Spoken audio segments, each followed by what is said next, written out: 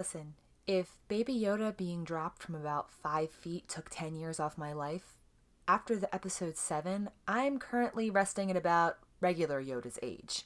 Return of the Jedi, Yoda's age.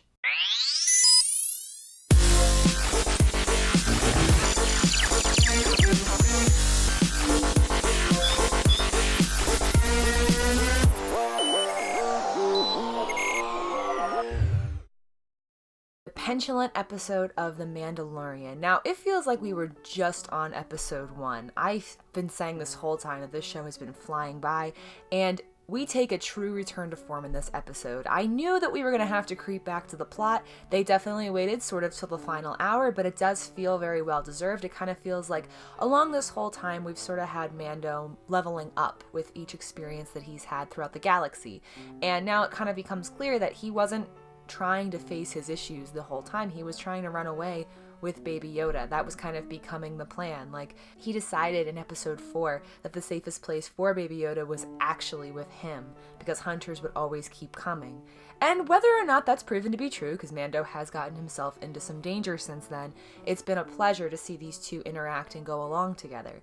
Now, in this episode, we kind of have a lot of callbacks previously to the season, and it does make it feel everything else that we've experienced feel worthwhile. Some of the characters that we see that we thought we wouldn't see again, other characters that we'll sadly not see again after this episode. It's just definitely epic. It makes it feel like this journey, this semi-meandering journey throughout this season, has definitely come to a head, and we're seeing all the people he met, and Mando opened himself up in a way to other people, and I am just really enjoying the way that this all goes about. You know, we see betrayals and kind of reverse betrayals. People take back what they originally intended on doing, because no one is safe from Baby Yoda's cuteness, and that's just the way that it is.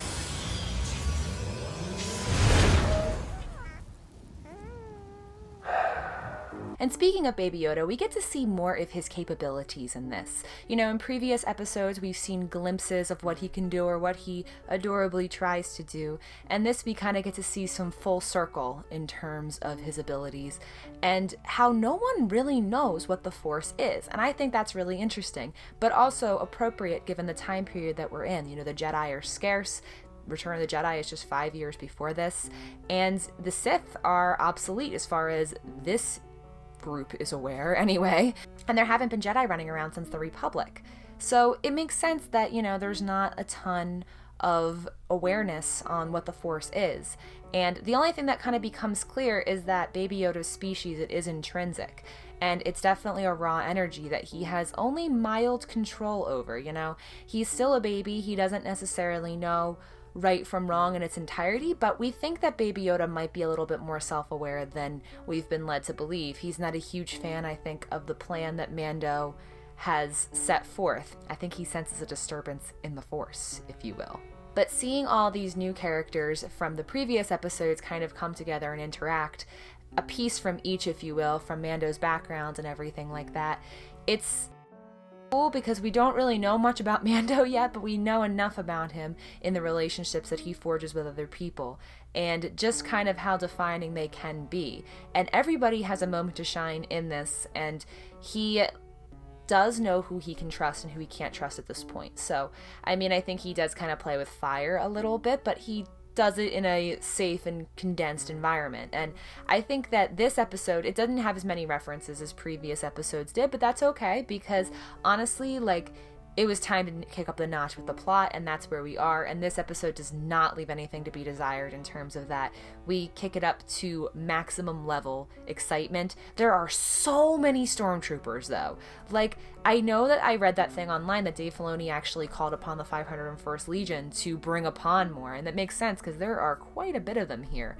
And it was really cool to get to see that in action and just get to see so many of them in one place. And this is in a post-Imperial world, but these people are sort of clinging on to what they know. And even the one villain says something about how the Empire was just so much better than this new Republic, which kind of gives you a cue on the struggling new government, which, to be fair, entire civilizations are not salvaged by their government in 5 years. It takes quite a bit of time for you to settle your footing, but of course we kind of know how that works out given where we are in the sequel trilogy.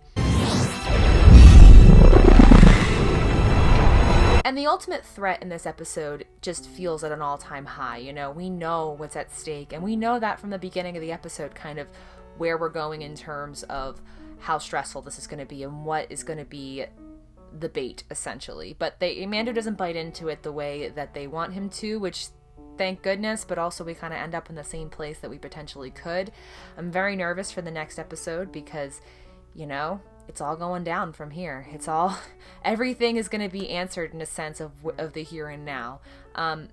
We still don't know what they want with Baby Yoda, but they want him real bad. And I mean, like, fair in a sense, because I also want Baby Yoda, but to cherish and love him.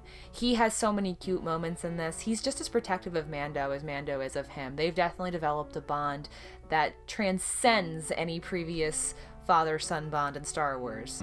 I am your father. The action is kind of kept to a minimum because it's all in those tense interactions and moments. It does happen, though, and when it does, it's pretty cool. There is, like, a monster attack sort of thing that's kind of become a little bit common in this show, but it's cool because it's a different type. I thought they were Minox at first. I'm not 100% sure about that. I literally came running down here huffing and puffing because I needed to talk about this show as soon as humanly possible. But it definitely creates a moment for other characters to kind of see the wrongs in their ways and changes their minds in how they want to go about this journey, and it takes back betrayals that were formerly there in place. So I don't know. I want to talk about how heartbroken I am after this episode, but I am. Like, this episode will leave you very sad, but it will also leave you very empowered to take down the Empire, which is exactly how we should feel in Star Wars. But you deserve to witness that for yourself and to embrace the pain. May the Force be with you guys. Have a great day. I am your father. That's not true! That's impossible! And Princess Leia is your sister. That's not true! That's improbable! And the Empire will be defeated by Ewoks. That's very unlikely. And as a child, I built C-3PO. Huh?